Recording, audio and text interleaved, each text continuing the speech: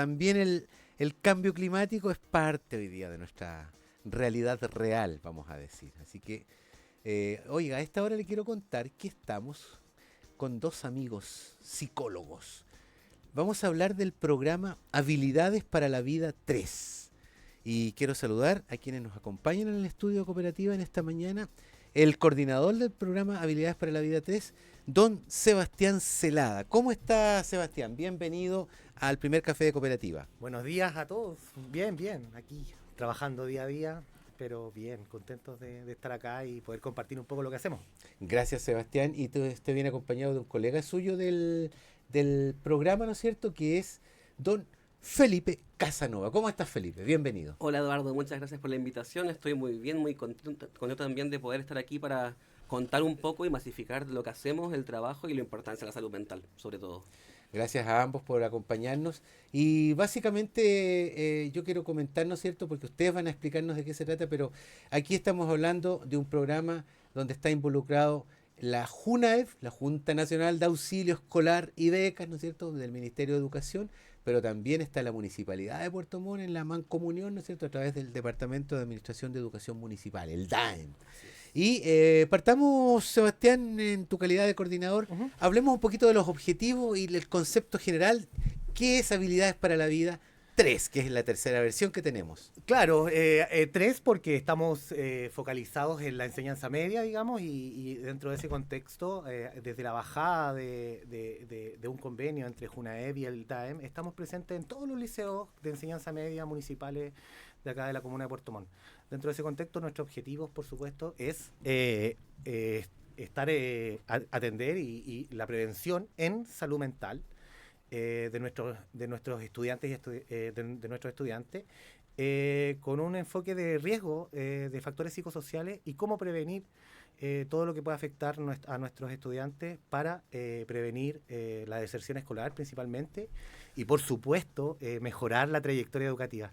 Creemos profundamente que mejorando las trayectorias educativas, haciendo que las alumnas y alumnos se sientan bien en su entorno educativo, en sus comunidades y sean parte de esa comunidad, podemos reducir todos los problemas y los fenómenos psicosociales que estamos viviendo hoy en día. Felipe, ¿puedes ahondar un minuto en qué significa el concepto de trayectoria educativa? Que también para quienes son apoderados, parte de la comunidad escolar, a veces también es un poquito abstracto, aunque uno puede entender trayectoria, camino, recorrido, pero por favor, precisemos desde el punto de vista de lo que ustedes están haciendo. Perfecto, mira, la trayectoria educativa comienza cuando cualquier estudiante ingresa al sistema educativo, ¿Educación inicial? desde la educación inicial, Allá, de ahí porque estamos ya se hacen hablando. parte del sistema.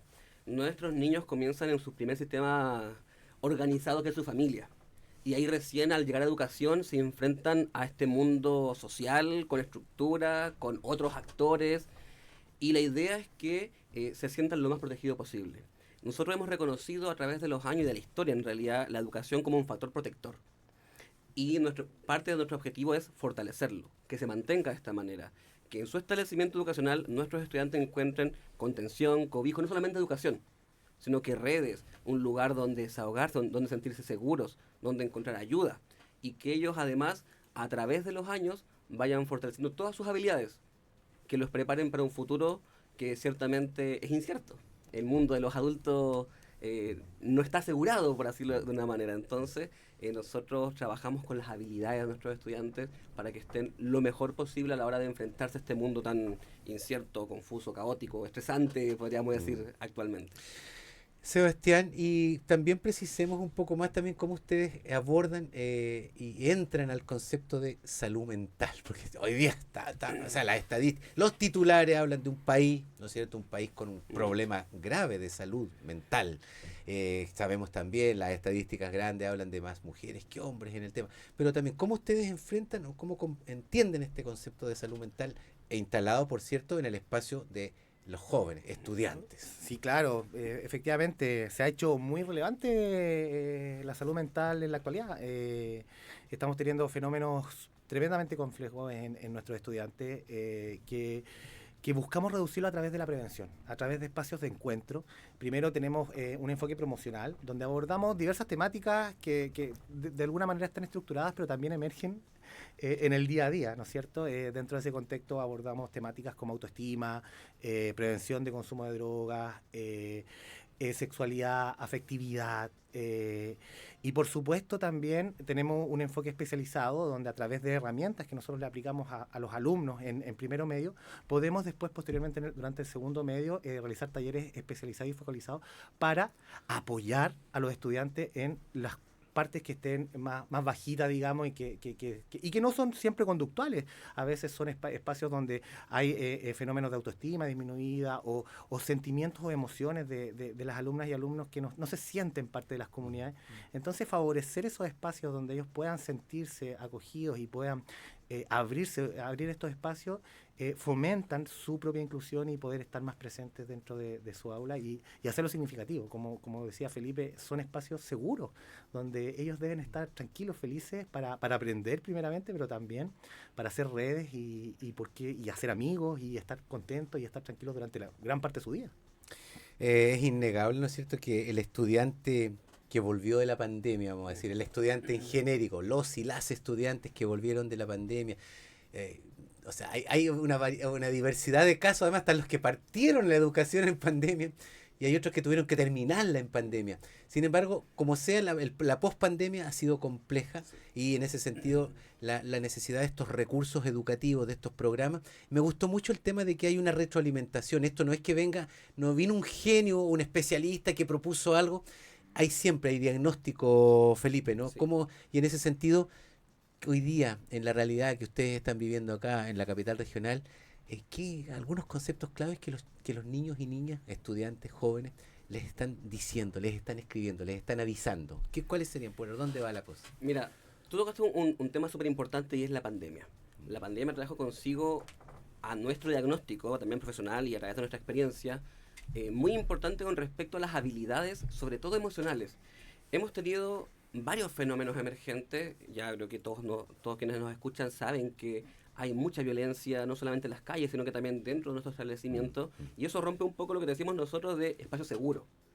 Por eso nuestro trabajo va orientado a que vuelva a ser un espacio completamente seguro. Y ese concepto que tú me preguntabas, yo lo llevo un poco más a habilidades emocionales. Y puede sonar sencillo, pero no es tan sencillo. No. Porque implica primero que todo ser capaz de comprender qué te está pasando, qué te ocurre, qué estás sintiendo, cosas que nosotros nos damos cuenta con nuestros estudiantes que no siempre se dan cuenta. A veces están mucho más enojados, un poco menos pacientes, menos interesados, y cuando tú preguntas... Estados de confusión. De confusión, Sí. ya sea, además pensamos que son adolescentes, entonces al menos el objetivo, la población objetivo que nosotros abordamos, que son desde los 13 hasta los 18 años prácticamente, un poquito más. Entonces están en plena búsqueda de identidad. Hay confusión, no saben qué quieren todavía, un sistema que igual les exige tener claridad y siguen siendo niños, ¿cachai? Entonces no saben qué sienten, no saben cómo procesarlo y tampoco saben cómo expresarlo. Y ahí viene una montonera de dificultades entre ellos, con los adultos, a este mundo exigente. ¿Y por qué hablé de la pandemia? Porque la pandemia generó una pausa de 2 años en un proceso trascendental del desarrollo humano. Estos chiquillos de 13, 12 años tenían que haber estado con sus compañeros, discutiendo, enamorándose, peleando, resolviendo conflictos, reconociéndose a sí mismos en otros, construyéndose. Pero estuvieron encerrados en sus casas, a través de una pantalla. Era esa comunicación con el mundo, era por pantalla. Absolutamente. Conversemos un poco, ¿qué te sugiere en Por ese supuesto. sentido? En ese sentido, porque efectivamente hoy día, como tú decías recién, Sebastián, hace un ratito, por ejemplo, no se sienten parte de la comunidad educativa, de la comunidad escolar, del grupo de amigos. Y claro, yo digo, de inmediato yo pensé, claro, pues si tienen 1, 10 o muchos grupos de WhatsApp, de redes sociales, ¿qué está pasando ahí, Sebastián? Mira, sabes que después de la pandemia estuvimos haciendo harto trabajo de pospandémico, digamos, entonces, Sí. y lo abordamos. Y después se instala un discurso bien de todos, ¿no es cierto? De, bueno, superémoslo, dejemos la pandemia atrás. Pero eso no significa que no veamos las consecuencias en la actualidad. Y dentro de ese contexto... Tal vez tapamos un poquito algo, lo metimos debajo de la alfombra, ¿cómo se dice? ¿Algo? Absolutamente. Sí, ya. Y dentro de ese contexto, claro, tendemos a ver las cosas medias causales, ¿no es cierto? Entonces, tenemos violencia en las calles que son protagonistas nuestros estudiantes. Tenemos situaciones de suicidio, situaciones tremendamente complejas, y lo atribuimos siempre a alguna cosa causal. Y no es así, son multicausales. Y dentro de ese contexto, lo que hemos tratado de hacer últimamente y que hemos sido majaderos con el tema, es volver a estas comunidades previas a la pandemia. Siento que los papás, los apoderados, antes eran parte de esa comunidad, estaban presentes. Y, por supuesto, que a mí como mi papá a veces me pasa que fome una reunión de apoderados, que me quita mi tiempo, ¿no? Pero, sin embargo, esos tiempos de que construíamos sociedad eran tremendamente significativos. No por ir a enterarte de cómo estaba tu hijo solamente, sino que conocías al de al lado, conocías a todos nuestros estudiantes. Entonces, dentro de ese contexto, es fundamental que volvamos a encontrarnos de manera real. Un espacio de encuentro cara a cara, donde volvamos a conocernos profundamente. Para volver a construir esos liceos donde los papás eran parte de su vida social estar ahí, y conociendo estos factores podemos ir dándonos cuenta y previniéndonos en conjunto, con los docentes, con nosotros, con los apoderados y con toda la comunidad que significa. De repente habían actores que están en la calle, que son gente que está en el negocio cerca, y toda esa parte, todos íbamos avisándonos, conociéndonos.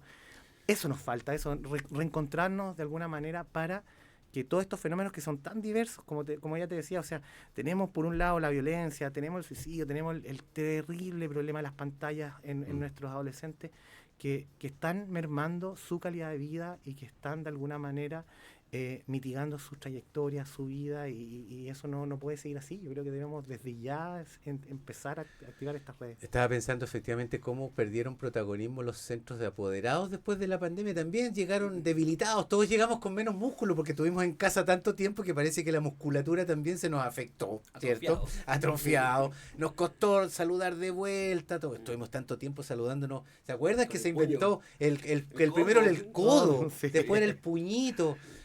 Al principio era el hola así de lejos, todos detrás de mascarilla. Distancia social, qué feo ese nombre. Oye, y además, además hoy día nos ayudan los tiempos, la comunicación súper tóxica, a veces mucho discurso se ha instalado esto el tema de los discursos de odio, sí. Y lamentablemente este es un tema que viene desde lo planetario, o sea, desde el primer país, la potencia mundial, ya el jefe, el presidente allá tira discursos que sabemos que complican a mucha gente.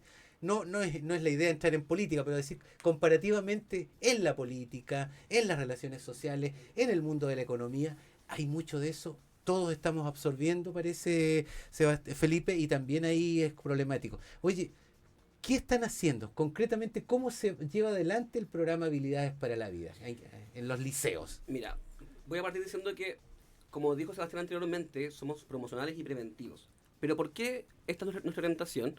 Porque el ser interventivos implica que el problema ya está instalado. Nosotros buscamos que el problema no llegue a desarrollarse.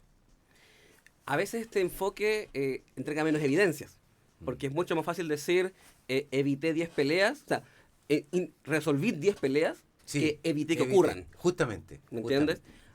Pero desde esta postura yo prefiero que no hayan suicidios, prefiero que no hayan apuñalamientos.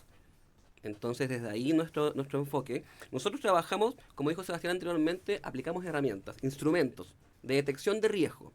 ¿Qué hacemos con esto? Evidenciamos si es que nuestros estudiantes tienen algún grado de riesgo psicosocial, desde sus habilidades, sus sentimientos o desde su realidad social familiar.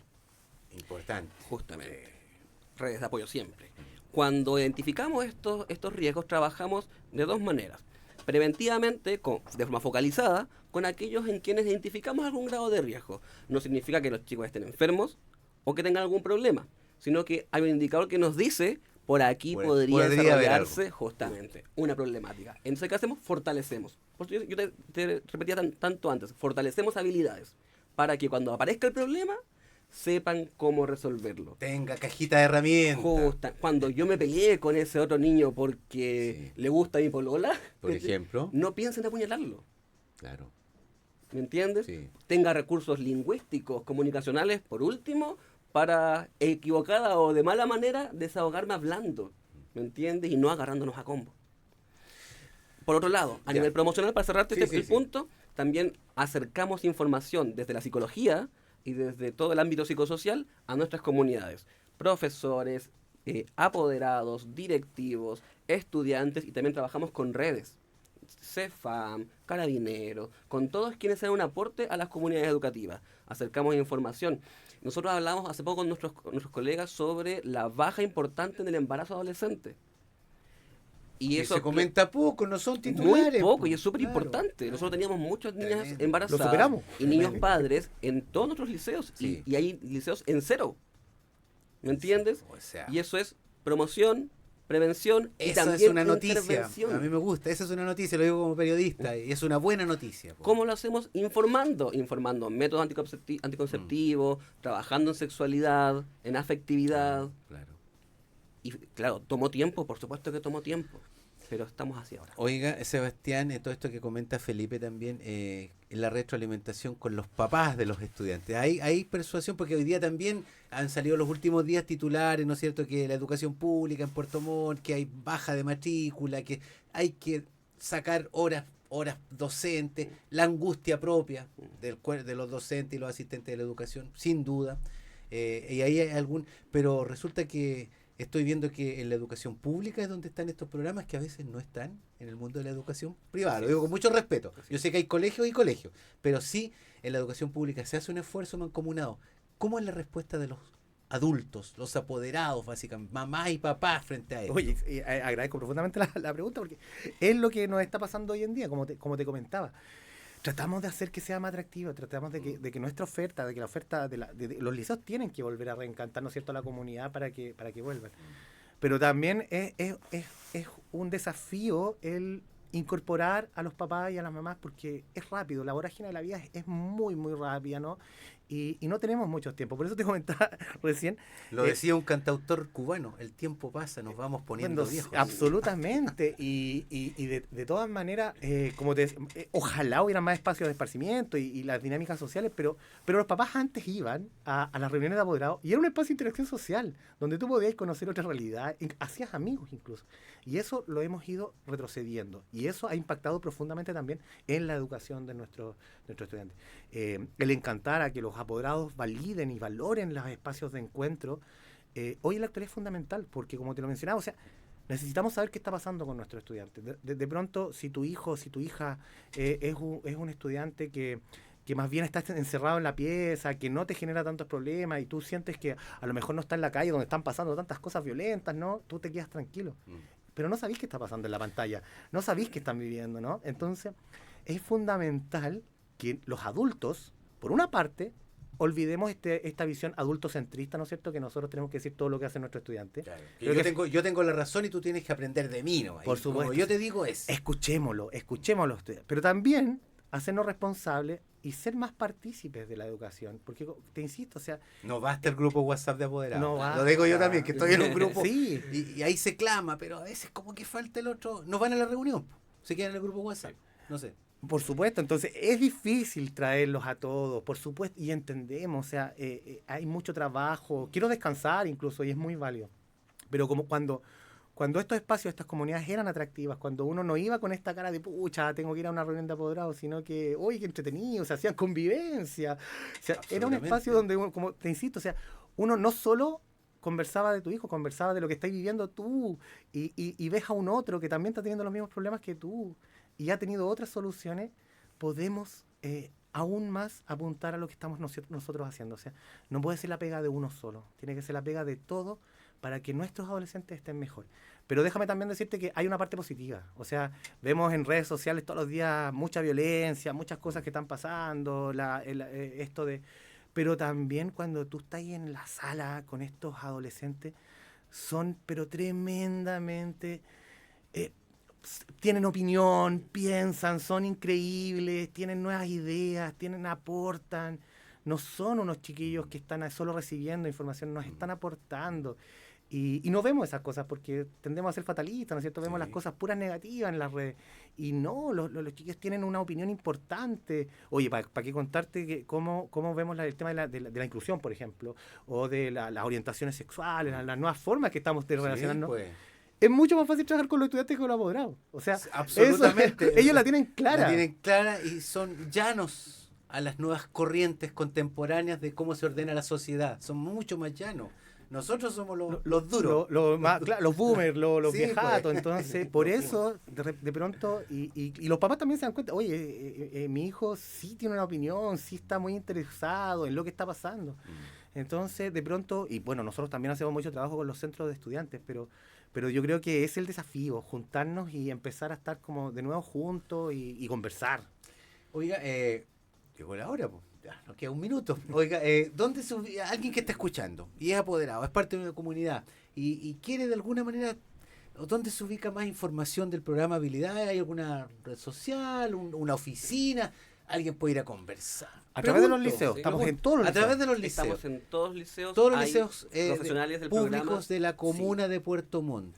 Pueden consultar con su encargado de convivencia, lo que quieran sobre nosotros, tenemos todo el tiempo, estamos Si desplegados. alguien está preocupado y quisiera que su hijo de alguna manera se acerque, por lo menos a olfatear, a conocer este programita y dice, Sí. papá, mamá, yo quiero ir, ya, va a su En su su colegio, liceo, ahí en va. su mismo liceo. Perfecto. Ningún problema. Nosotros estamos siempre ahí y somos dependientes de la unidad psicosocial del DAEM. También por ese lado pueden llegar, pero nos van a Unidad encontrar psicosocial, Sí. pero lo mejor es en sus casas, cole. en sus liceos nos van a encontrar a nosotros constantemente, ya sea desplegados o a través de sus encargados de convivencia. Y siempre con esto que tú estás viendo ahora, o sea, tratamos de ser cercanos, tratamos de ser atractivos para las alumnas y alumnos, tratamos de que nuestra actividad y todo lo que hagamos sea que a ellos los despierte, que sea interesante para ellos. No ser estos adultos que están tratando de imponer información, sino que aterrizar la información, aterrizar qué impacto tienen las drogas, qué impacto tiene la violencia, qué impacto tienen las redes.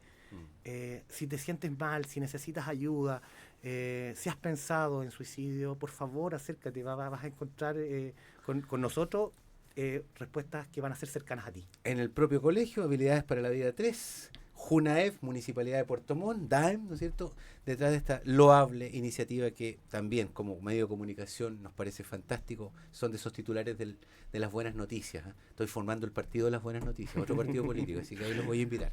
Oiga, gracias Sebastián Celada, gracias Felipe Casanova por estar con nosotros y, por cierto, abiertas las puertas para que en este fin de año también, este último trimestre, en los últimos meses, volvamos a conversar, pues, si hay grandes temas. Ahí te vas. Y Cooperativa Red Los Lagos quiere ser parte de esta realidad, lo que pasa en la Cuenca del Lago, en Puerto Montt, en Ancud, en Castro, donde estamos, y por cierto expandido a toda la región. Muchas gracias, estimados psicólogos. Gracias, Eduardo, por la invitación. Igual, También vamos a volver. Gracias. Bien, pues gracias. 11 de la mañana en punto, hora de ir a la pausa y continuamos con nuestro primer café de Cooperativa Red Los Lagos.